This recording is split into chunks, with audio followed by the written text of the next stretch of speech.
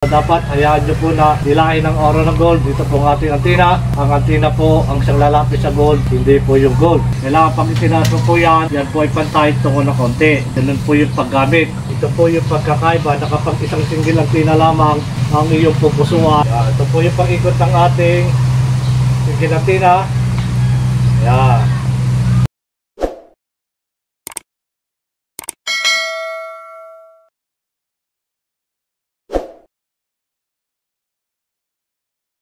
Isang mapagpalang araw po at magandang buhay sa ating pong mga kababayan, sa ating pong mga ka-tips, long wrist locator, single antina, at isa po Japanese one.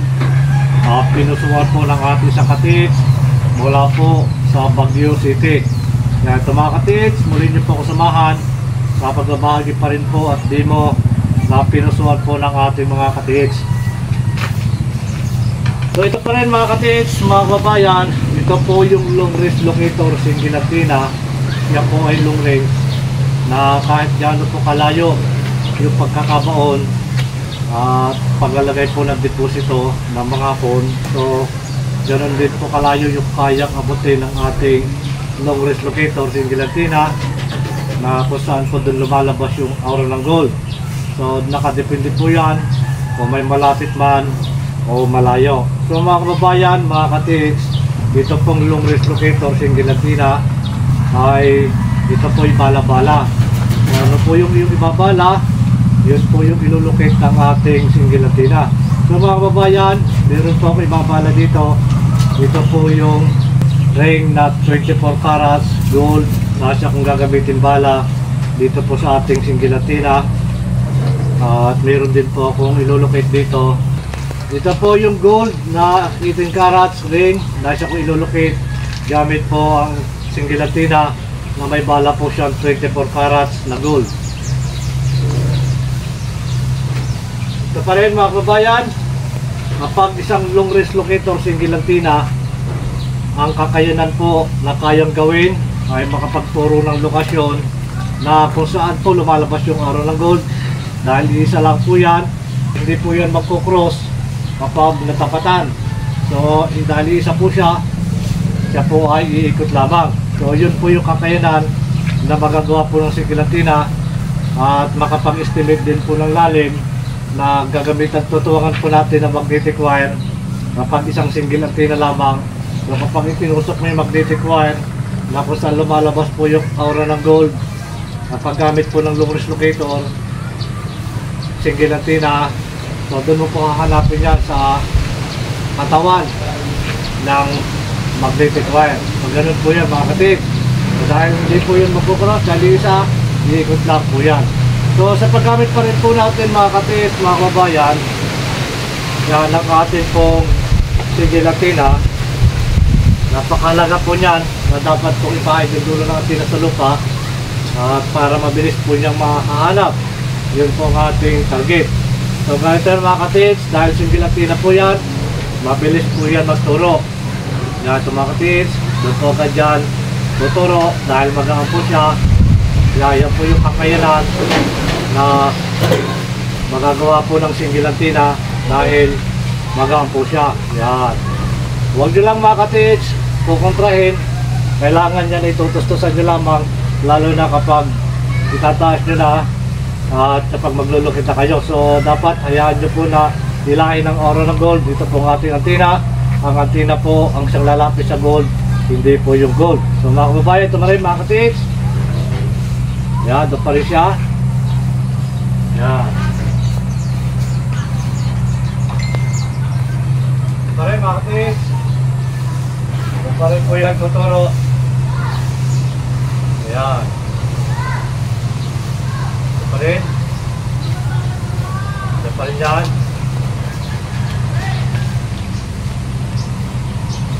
Yan, hayaan nyo lang, pakiramdam pa mabuti at damahin kung saan po yan hinihila ng aura ng gold. Kapag tinaas po natin yan, makikiramdam lang po natin kung saan po yan babaling. Kaya pa rin, doon pa rin po yan. Doon pa rin mga ka-tips. Ayan. Pagtaas po natin mga ka-tips, kailangan pag itinaas mo po yan, so yan po ay pantay tungo na konti. ganun po yung paggamit ng ating pong singgilatina. Ganyan pa rin. Ayan, doon pa rin po yan. Ayan. So ito mga katids, mga kabayan, ay aking po tatapatan. Ito po yung pagkakaiba na kapag isang singgilatina lamang ang iyong pupusuan, iikot lamang siya kapag natapatan. Ito pa rin. Sa paggamit pa rin po ng ating singgilatina, yan, dapat focus na po yung kaisipan natin. Yan, ito po yung mga katids, mga kabayan. Pag ikot po ng ating singgilatina, yan, napakata po na. Ayan, ikot po yan. Pag ikot po ng dire-diretso yan mga katids, mabububo siya ng frequency. So, ganyan po yung mangyayari. Kapag buo na po yung kanyang frequency, tuloy-tuloy na po yung kanyang pag-ikot. Ayan, hanggang sa nandiyan na po yung ating ground. Ito pa rin. Ayan, so buo na po yung kanyang frequency mga katids. Ayan, tuloy-tuloy na po yung kanyang pag-ikot. Ayan, ito rin. Ayan, ito po yung pag-ikot ng ating singgilatina.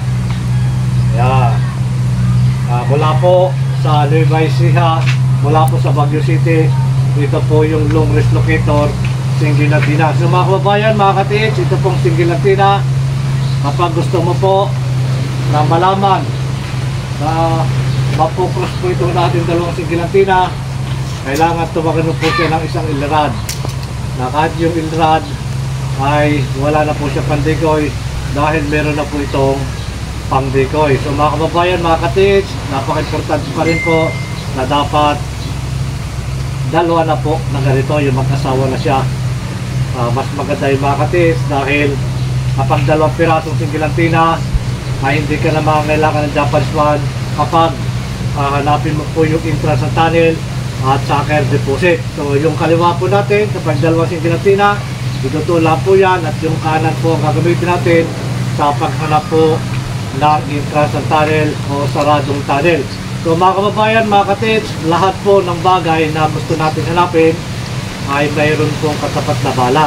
So kung ano po yung gusto natin hanapin, yun po yung ating ibabala. So mga kababayan, mga katids, ito pa rin po yung Japanese one na kasama po sa pinusuan ng ating isang katids, na Japanese one po ay isa sa napakahalaga na kapag nailukit na po ng long wrist locator singgilatina at nalaman mo na po kung saan umigot yan, so ito na po yung gagamitin natin sa pag-estimate po ng lapad, na kung saan gagamit pa rin po tayo ng magnetic wire sa pag-estimate po ng lalim. Pero pag ginamit ko po magnetic wire, dapat hindi pa po yan nagagalaw ang lupa. Bago mo kaya, kailangan i-estimate mo muna po yung lalim, na tamang lalim po yung hukay. So doon na po ito ginagamit. Kapag nagsimula na po maghukay, ang Japanese one po ay doon na ginagamit hanggang sa bumaba po ng bumaba at narating na po natin yung tamang lalim. So kasama po ito ng isang orometer. Ito po Japanese one at isang orometer. Yan po yung dapat na gagamitin natin sa ilalim. So ito pa rin mga katids, mga kababayan, napakahalaga po ng Japanese one o orometer na siya na po natin gagamitin panghuli, lalo na po kapag nandun na po tayo sa ilalim. So napakahirap po na maghukay tayo at yung sa akala lamang natin ay nandun na dahil wala po tayong gamit, ay napakahirap po nun. Kumbaga mga katids, kailangan meron po tayong gamit na yun yung pangalawang opsyon, na yung hindi po natin kayang amuyin, yung hindi po natin kayang hanapin. Orometer, Japanese one at locator, yan po yung magtuturo. Yan yung may kakayanan na makapagturo ng bagay na gusto po natin hanapin. So ito pa rin mga katids, ito po yung 24 karat gold na siya kung gagamitin bala sa ating pong Japanese one. Kapag binalahan mo po ang Japanese one, ayos sa gusto mong bala, ayos sa gusto mong hanapin, so yun po yung bagay o yun po yung ilulukit, hanapin po ng ating Japanese one. Ito pa rin mga katids, ito po yung deteksyon na dito po lumalabas yung araw ng gold. Kailangan hahanapin mo po yung hangganan, yung tabihan. na kung saan doon po nagpabounce itong ating pendulum. So tatandaan mo po yan para kapag nagsimula ka mag-estimate ng lalim, alam mo kung saan ka lalabas. Halimbawa, yan po yung hangganan, yan po yung hangganan. Pag ginamit mo po ang singilatina sa pag-estimate ng lalim, alam mo po dyan na doon ka lalabas sa hangganan yon. Para dire-diretso po yung paglakad mo, kailangan tuloy po yan bago kayo mag-estimate ng lalim. Titingnan nyo muna po yung dadaanan ninyo na dapat hindi po kayo paliko-liko. At yung hakbang po natin, medyo maliliit lamang. At ipipil po natin, dadamahin natin yung paghawak na locator na kapag yun ay naglalakad na tayo, so mararamdaman na po natin, dire-diretso lamang, bigla magkukross po yung ating dalawang singilatina. Ito pa rin mga katits, mga babayan, nandiyan po yung ating target. Sa paghawak pa rin po natin ng Japanese one, gitna ang palad, dulo, yan po yan, dulo, gitna ang palad, dulo, at dito po yan, dito itong hilalaki, dito po yung sa gitnaan, at dito naman po alalay, at ipapatong din naman po natin dito sa babaw.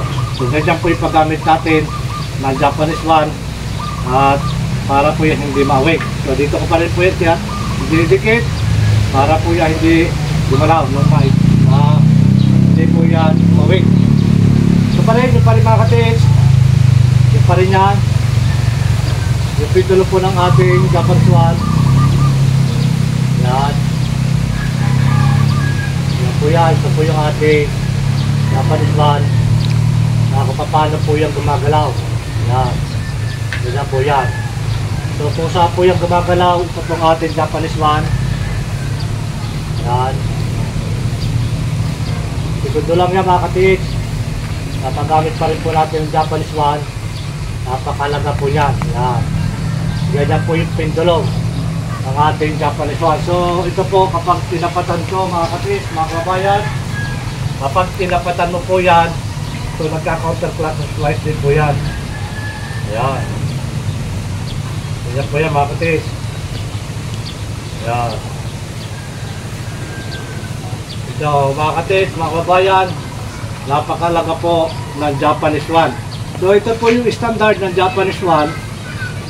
Ang haba niya, so hindi po yan pwede sa mga mababaang butas o papasok ka sa kuiba na hindi mo po ito matitindig. So napakaganda po dyan na kapag isang orometer ay pwede mo pong igapang yan sa ilalim sa loob ng tunnel. At napakaganda rin po yan yung Japanese orometer na yan po ay pwede mong paiksiin, pwede mong pahabain, pwede mong ipandukot sa butas para malaman mo po kung nasaan yung lumalabas po yung aura ng gold. Dito pa rin mga katits, mga kabayan, nalaman mo na po yung lapad niya, yung detection niya. So doon na po yan ginagamit. Ito po Japanese one at saka aura meter. Yan, lagi niyo po matatandaan mga katits, nagpagamit pa rin po natin ang Japanese one at aura meter. Kailangan bago po natin hukayin dyan ay i-estimate muna po natin yung lapad. Pagkatapos ma-estimate yung lapad, gagamitan na po natin yung magnetic wire sa pag-estimate po ng lalim at saka po natin ukayin. So doon na po ito ginagamit, ang orometer at Japanese one hanggang sa lumalim na lumalim. Pag nasagad na po yung tamang lalim, magbibigay na po yan ng tamang direksyon na kung saan po magdidrift. So paalala ko rin po mga kababayan, mga katits, kailangan masundan nyo po yung tubong clay, lupa, tubong clay na maliit lang po yung butas niyan. So kapag hindi nyo po yung napansin, bababa kayo ng bababa hanggang sa makalampas kayo, lalo na kung wala kayong gamit. So mahalaga pa rin po yan. So sa lahat po ng ating mga kababayan, mga katits, shout out po sa inyo lahat. Sa atin po mga kababayan na patuloy nanonood po ng aking na-upload na video, pagpalain po tayo ng maraming biyaya at higit po ang isang magandang kalusugan. Mula po sa probinsya ng Baguio City, dito po yung pinusuan, isang Japanese one at 2 pirasong singilatina po yan.